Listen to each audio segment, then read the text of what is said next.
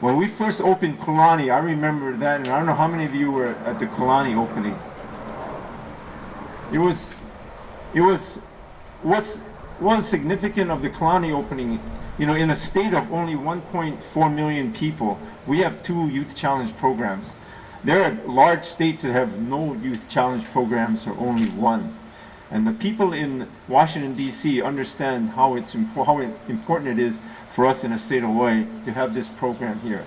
With the support of the community, with the support of the prosecutor, with the support of a lot of the courts and everything, and the school system to give us these kids that need just a little extra push and they become very successful. I mean, it's important that we have programs on opposite ends of the island. So why the Big Island? This is more a personal thing for me. So please don't tell the mayors of Kauai or the mayor of Maui.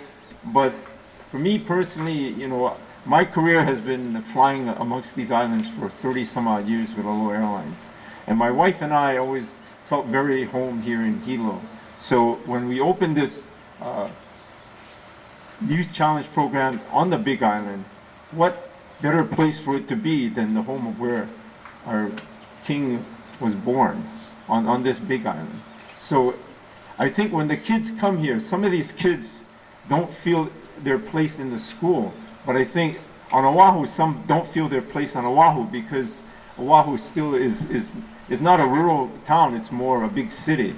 So I think Hilo has an open heart when they accept these kids over here. These kids really feel like they're coming home. They're coming back home to the roots. They're coming back home to the ancestry of our islands.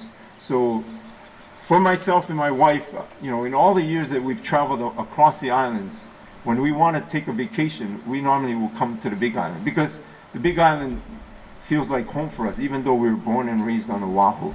So I think that's why it's so significant that we're able to move this program from Kulani down here to Hilo, because Hilo really is a very nurturing place where these kids will have additional programs, additional places for them to go to and things.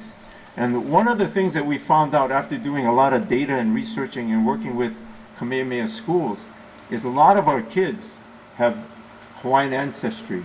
So I want to announce that we are working closely with Kamehameha School to have a follow-on program for all of our kids that have Hawaiian ancestry.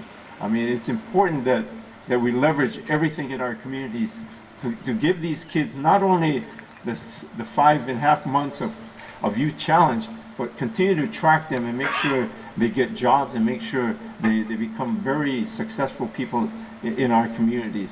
Of all the classes that I've watched and the kids that I've worked with, these are really sharp kids. They're some very smart kids. And I'll give you an example. A lot of times they look at these kids and they said, oh, they don't want to do hard work, they don't want to do this. Once we went into the Waianae community and we pulled 900 tires out of streams.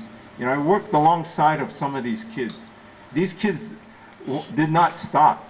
These kids, when they placed these tires, people thought they were professionals. I mean, these aren't little tires like the ones we see on our commercial cars. These are tires like tractor trailers and some of the big rigs. So they're big tires. The thing that impressed me the most is when I told these kids, it's time to stop and go eat lunch. They said, we're not going to stop until you come with us. So I mean, it was really heart-wrenching for me to understand these kids really have a lot of heart. They have a lot of heart for the community, and they really are smart kids. So, I did not write a lot of things officially because I wanted to talk about this campus and the Big Island from the heart, because this is, I think, is going to be one of our premier campuses. I mean, both campuses are good.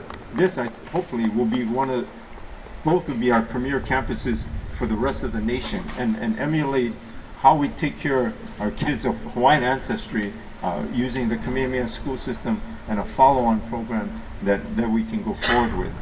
The other thing I wanted to announce, and I'm sorry that J.D. Williams could not get here because their flight was delayed, but as you know, Rick Williams retired and we went through a process to hire the next director. So through that whole process, J.D. Williams was selected, so he will now take over where Rick Williams took over and run both campuses.